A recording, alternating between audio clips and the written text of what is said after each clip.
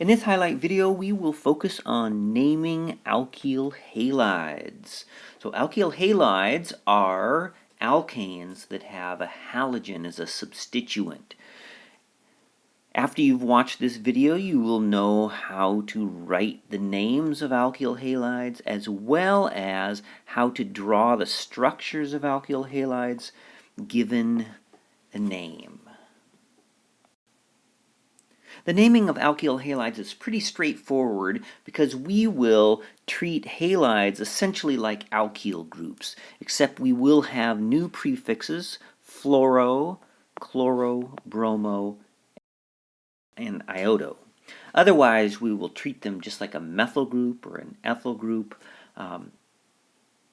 So let's look at our examples. Let's look at the structure in the upper left. So the first step, remember, in naming is to find the parent alkane. In this molecule, the parent will go down this way. So we have 1, 2, 3, 4, 5, 6, 7. We are going to have a heptane. All right, so let's look at the substituents that we have. We have bromo and methyl. So we need to decide from which end of the alkane do we start our numbering. So if we start from the left, we get 1, 2, 3 bromo. If we start from the right, we get 1, 2, 3 methyl.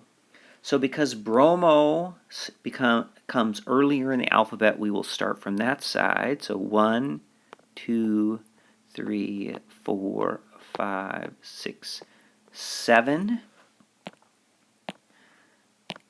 That gives us 3 bromo, 5, that's a hyphen, 5 methyl heptane.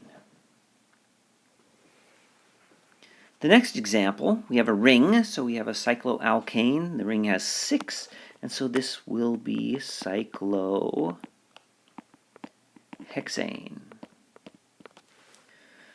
Our substituents, we have, what is this one?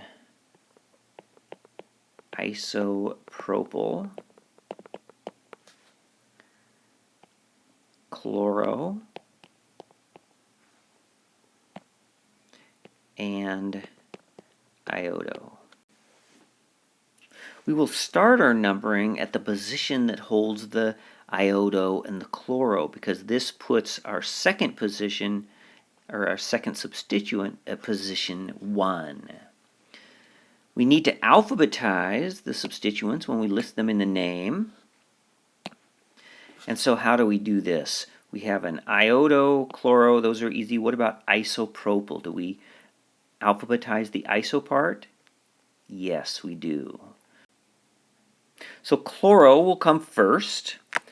1 chloro, followed by iodo, 1 iodo, then 3 isopropyl cyclohexane. One more. How do we find the longest parent chain on this one? Okay, we have several possibilities. If we number straight this way, this would give us 1, 2, 3, 4, 5, 6, 7, 8, 9, 10. Anything else? We could number it this way.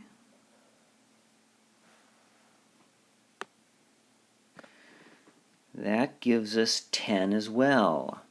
Is there anything else that gives us a chain that's that long? Now, if we go off the top group, everything is shorter. So how do we choose between the blue parent or the green parent? Remember, there's a rule that if we have more than one chain that's the same length within the molecule, we choose the one that has more substituents. So the green parent has that fluoro group as an extra substituent. So we will use the green parent. So we're going to number it from the left, right, because that puts the fluoro at 2. If we numbered it from the right, we wouldn't have anything until the bromo group at 4. So 1, 2, 3, 4, 5, 6, 7, 8, 9, 10. So we have a decane.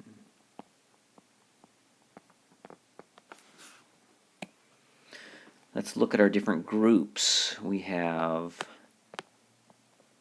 fluoro, we have bromo, we have an ethyl, and what's this group up here? It's one of those butyl groups. This one is called sec-butyl.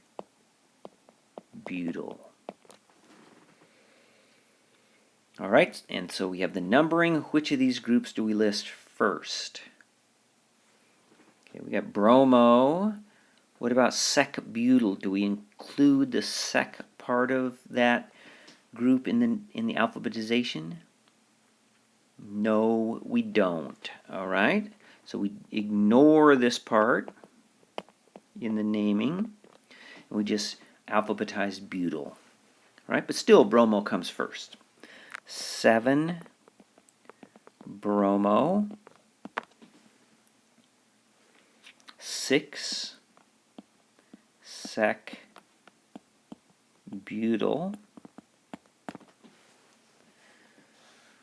and what? Ethyl, right? Then 3 ethyl,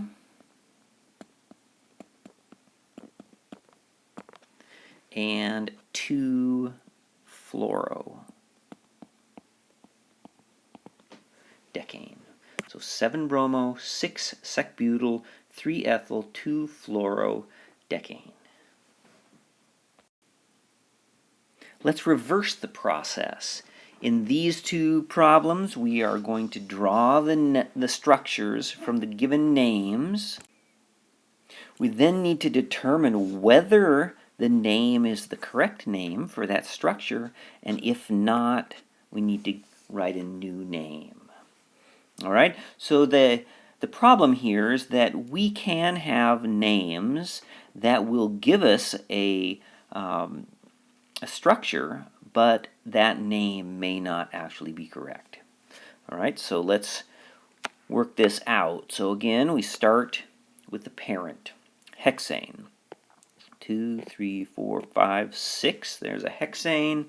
This has a fluoro groups at 2 and 3. Fluorine, and an ethyl group at 4. So 1, 2, 3, ethyl. Okay, so is this name correct? 2,3-difluoro, 4-ethylhexane for that structure. Well, the numbering is correct, right? We would start here, 1, 2, 3, 4, 5, 6. What about the alphabetization? Okay, we have difluoro. Does that go in front of ethyl? No, because we are going to ignore the di part of this. So we're going to alphabetize fluoro versus ethyl. Okay, so that's going to make this incorrect, because the substituents are labeled in the wrong order. So this should be 4-ethyl, 2,3-difluorohexane. Okay? The last one, cyclopentane.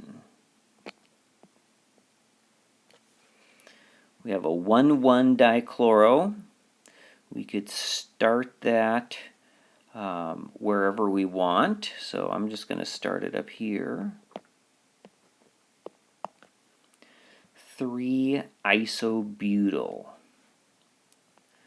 Isobutyl is like this. Iso always has these two methyl groups right at the end. So is this name correct? All right, the numbering should be correct because we're going to start here. That puts the second group at the 1 position. What about the alphabetization? It's going to be chloro versus iso. Remember, we include iso in the alphabetization. Okay, so these are in the same right order. Everything looks good, so this one is correct.